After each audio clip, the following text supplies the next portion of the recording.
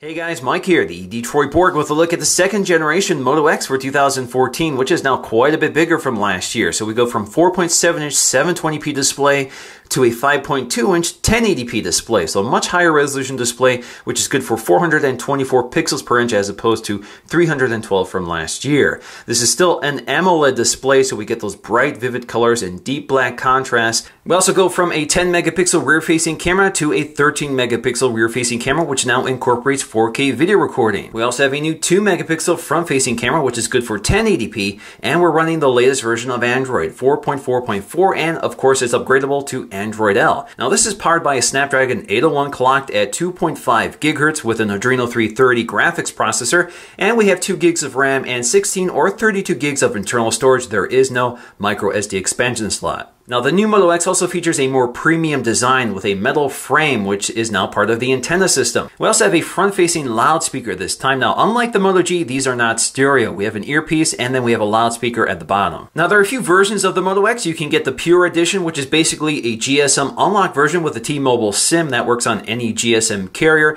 That means it comes with no carrier bloatware, no branding or anything like that, and is usually the quickest to get the latest version of Android, and Motorola is pretty good about that. There's also an AT&T and Verizon version, which of course has carrier bloatware and some carrier branding. Now there are 3 base models you can pick up in the store: a black one with a resin back panel, a black with black leather as the one I have here, and white with a bamboo back panel. Now in terms of the back panels, there are 25 different ones, 17 colors, 4 woods and 4 leathers. There's also 10 different accent colors to pick from, which change the camera ring and the buttons along the side, as well as the speaker grills on the front. Now, although Motorola has announced that they're closing their Texas plant, currently if you buy a custom configured Moto X, it does ship from their Texas facility, so they are assembling there.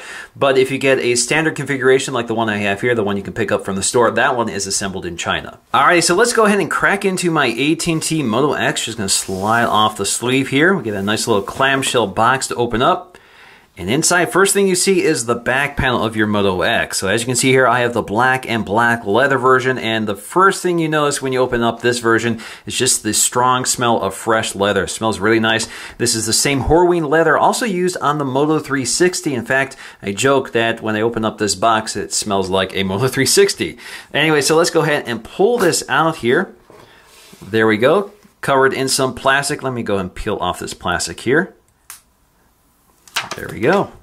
All right, so let's set this aside for just a moment so we can clear the contents here. All right, so let's get to the paperwork in this little envelope, Moto X. Just pop this out. Inside, first thing we'll see is a quick start guide, which we'll cover in this video. We also have our safety and warranty information, and if you get the leather version, you'll see this Horween leather handcrafted in the United States. Now on the inside, we'll also find a Motorola branded travel charger with 2 USB ports on the back. We'll find a micro USB charging cable as well, and then we'll find our SIM ejection tool, which is that standard Motorola SIM ejection tool we're familiar with by now, as you can see right here. Alright, so let's go ahead and boot up our Moto X, and then we'll take a close look at the hardware.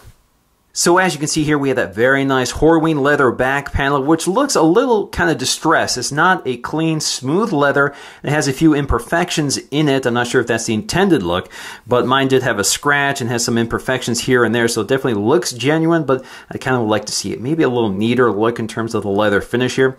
Now, we can see that we have this big Motorola dimple toward the center, which is now a separate component instead of being molded into the plastic back panel as it was last time.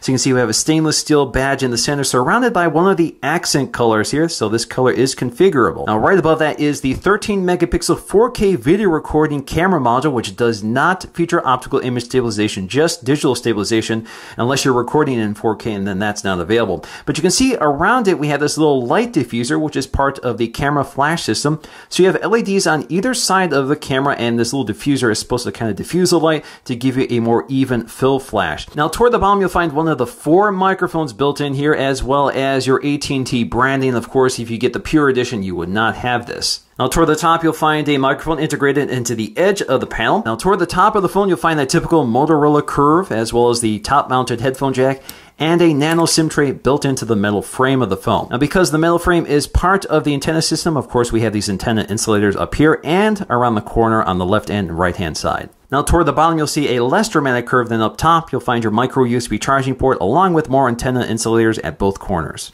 Now along the right hand side you'll find your power button, which has a little texture on it, and then you have your smooth volume rocker right below it. Now if you look really closely up here, you can see there's actually quite a bit going on here. We have a 2 megapixel front facing 1080p HD camera.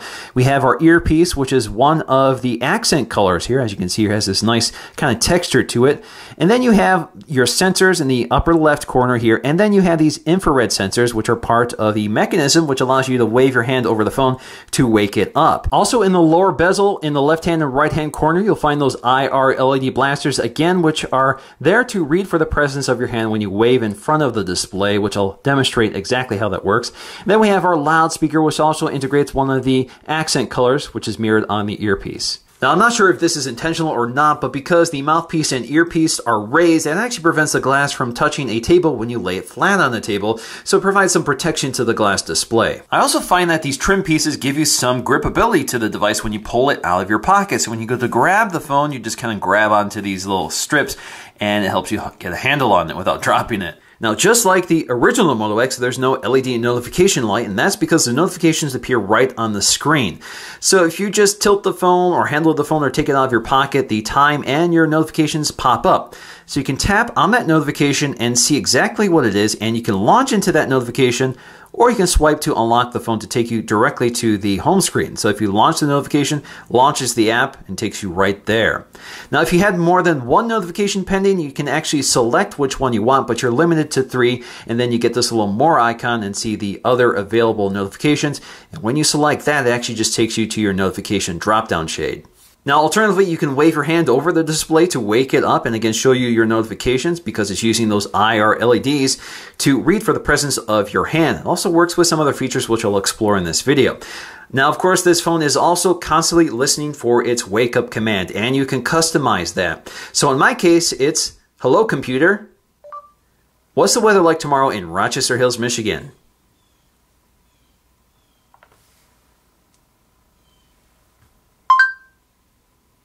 Tomorrow's forecast for Rochester Hills is 75 degrees with fog. "Hello, computer. Launch YouTube." Opening YouTube. Okay, what would you like to play? Detroit Borg.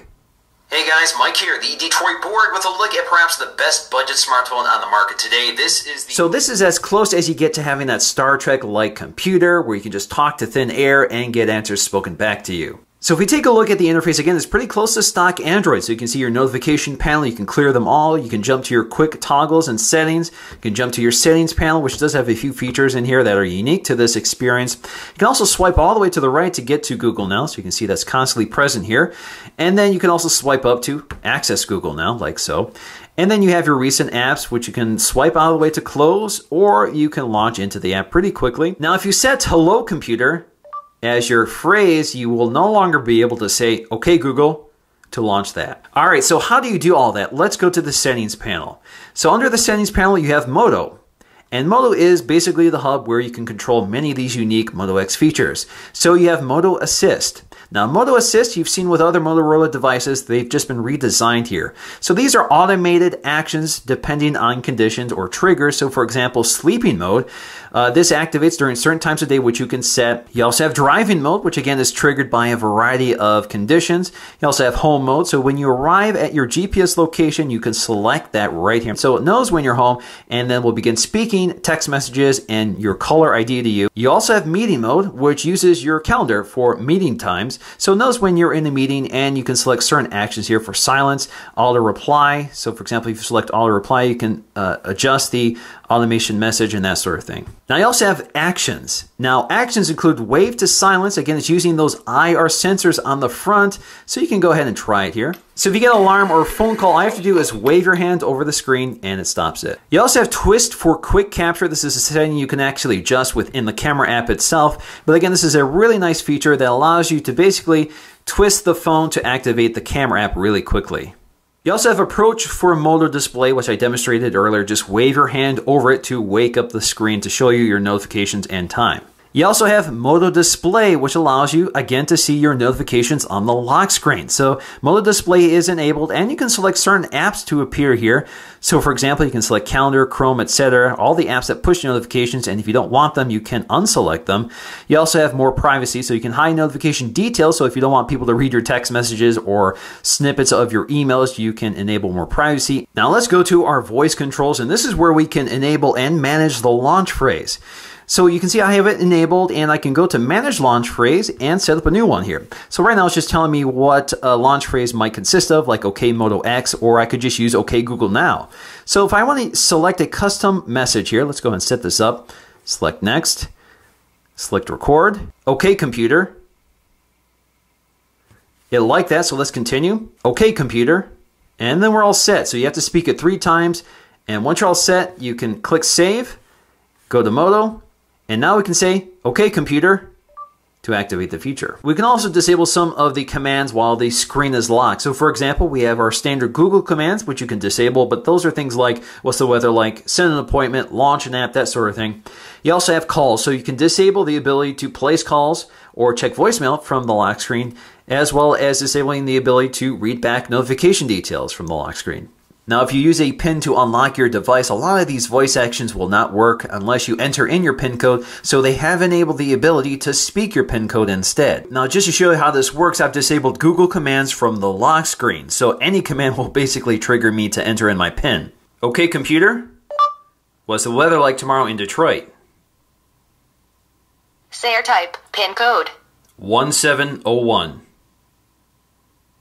Tomorrow's forecast for Detroit is 70 degrees with a thunderstorm. So if we take a look at the app drawer, of course, I have lots of AT&T bloatware thrown in here, but if you get the Pure Edition, you don't have to worry about that. So you'll see the standard array of Google apps, all the standard stuff you need, and then you have your Motorola apps. So you'll see things like the Moto app, which basically takes you to that settings panel, which I showed you earlier, allows you to control some of the Moto exclusive features. And then you have Motorola Migrate, which allows you to transfer information from an Android phone or an iPhone to this phone. So for example, if you select iPhone, all you have to do is log in with your Apple ID to transfer your contacts, calendar information, and that sort of thing. You also have Motorola Help, which explores some of the features of this phone, and of course you can also call them or use an online chat to ask your question. Now if you want to uninstall or disable some of these apps, just tap and hold on to it, take it up to App Info, and then you can uninstall or force stop or disable. So I'm going to go ahead and click Disable, click OK.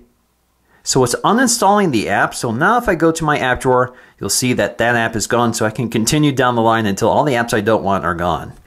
Now, Motorola Connect is a feature that allows you to receive text messages and phone calls within your Chrome browser. All you have to do is install the Chrome extension, and you can receive and reply to messages within the browser. So the camera app is pretty basic. You swipe up and down to zoom in and out. You tap anywhere in the scene to take a photograph.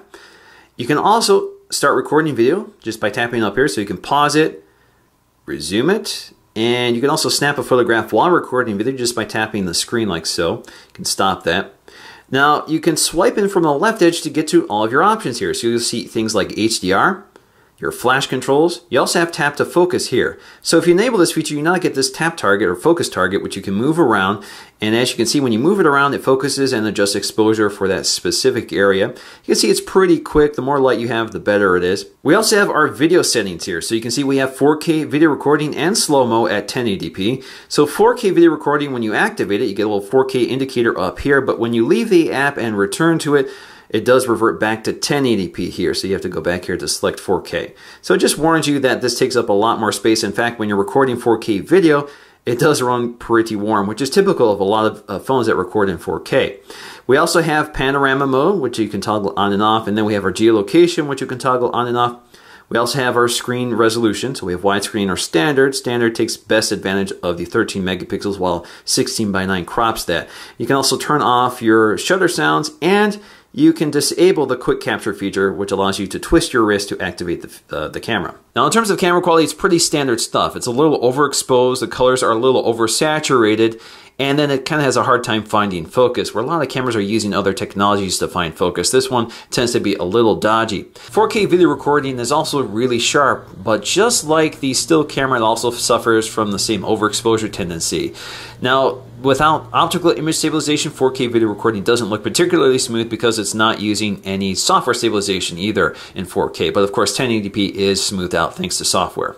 Low light performance of this camera is also pretty mediocre, with grainy images and poor color reproduction, and when you use the LED flash, again, it heavily discolors the scene. Now, because the LED flash surrounds the camera lens and places the diodes on either side of it, that means you get less shadows in your scene when using the flash, which is particularly interesting. Most cameras place the LED somewhere at the angle of the viewpoint of the lens, which does mean you get more shadows, but unfortunately, this also means you get a lot of red eye with this LED flash. What's up guys, Mike here, the Detroit Borg, testing out the front-facing camera, which is good for 2 megapixels and 1080p HD video, which is pretty decent.